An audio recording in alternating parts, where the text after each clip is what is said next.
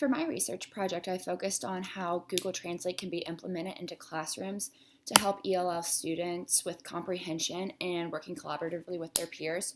So my professional development focused on my two students who speak Arabic, and I used two of my student teachers to perform the professional development because they've been working with them individually all year long.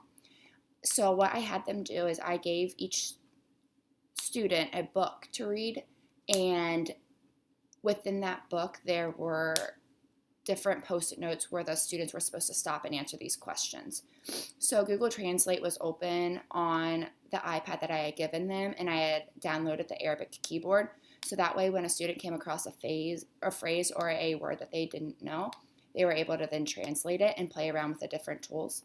So the first part of the professional development, I had them read the first two chapters of the book, and they just played around with the different tools.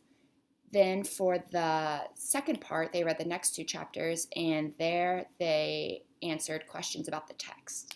Then for the last part, they read the last two chapters, and then they answered three comprehension questions. And so these three different stages tested the different abilities that the students had while reading this and how effective the use of Google Translate was. Unfortunately, before I was able to implement my professional development, one of the parents of one of my students came to us and said that they did not want translations to be used for their student anymore. So I was only able to do my professional development with one of my students. The feedback that I received from my professional development was very successful.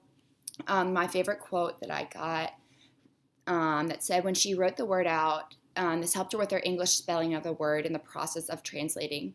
She ended up leaving our session wanting to read more books just like that because she gained confidence with her reading from this activity. So I really liked the part where they talked about how my student gained confidence from using this tool. And they had also said that once they used Google Translate to translate one of the words, whenever that word reoccurred, my student was able to identify it without using translation. So I think that having this tool there for the initial learning of the words and the comprehension part of it was really effective, and it proved to work in long term because they were able to develop the understanding of the word and recognize it immediately after.